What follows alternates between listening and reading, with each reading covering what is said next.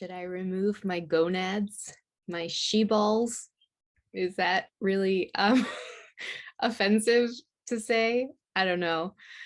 Um, I just got back from a gynecologist oncologist appointment, and he recommended that I have my ovaries removed, kind of preemptively. So I have a stage 4 breast cancer diagnosis.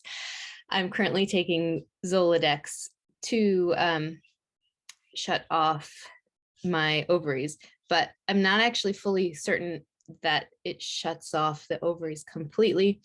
It triggers something in the pituitary gland, and I'm pointing up here because I think it's in my brain. And then the pituitary gland doesn't send a signal to the ovaries. And so the ovaries don't produce estrogen or ovulate. That's my current understanding about it.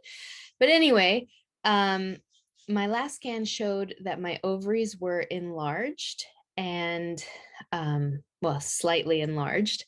And I had some free pelvic fluid.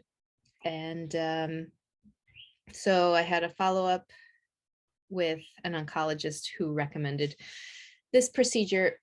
He said that regular ovaries are about, I guess, like a golf ball size, and mine were more like that, which to me is significantly more enlarged, but I guess in context with what is considered enlarged, it's only slightly more enlarged.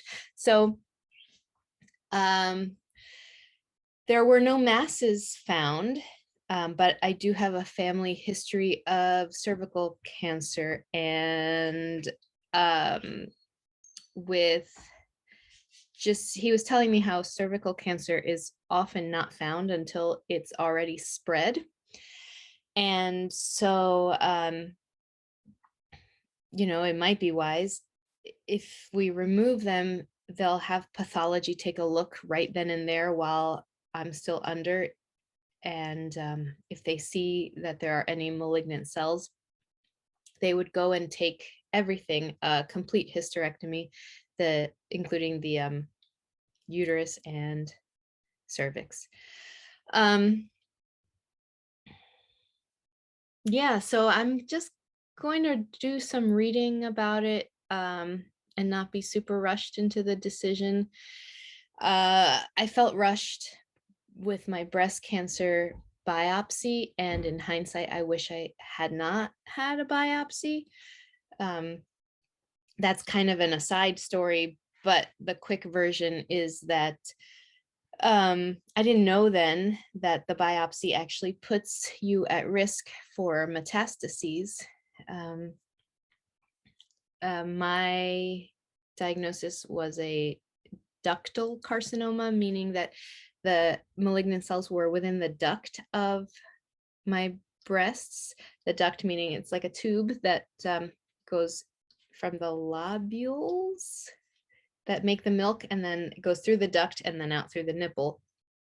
So if it's all completely enclosed, it's called in situ, and it's stage 0, and it cannot spread as long as it's still enclosed. But if you puncture it, obviously then it's no longer enclosed, and you need to puncture it for a biopsy.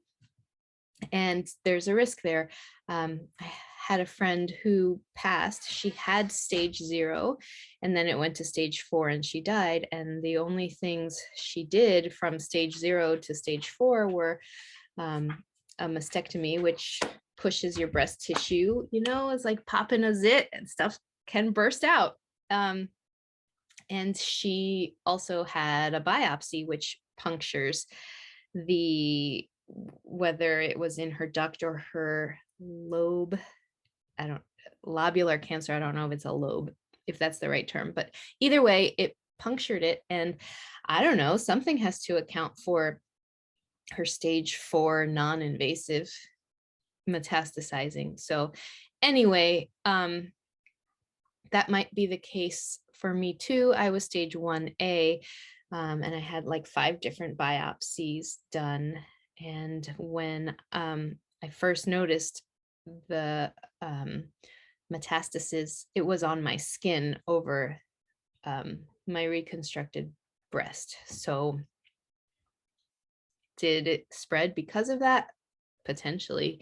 My lymph nodes were clean at that time, so it must have spread through the blood and potentially because of the biopsy. So anyway, all that to say that I don't want to rush into an oophorectomy.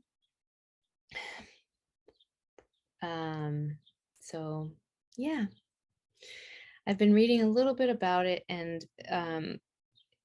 you know, nobody should have this done just for fun. It it lowers your lifespan and increases your risk for coronary artery disease, and of course impacts your sexual functioning and your mood, depression and anxiety, and your skin, and basically everything that is impacted. Oh, your cognitive abilities.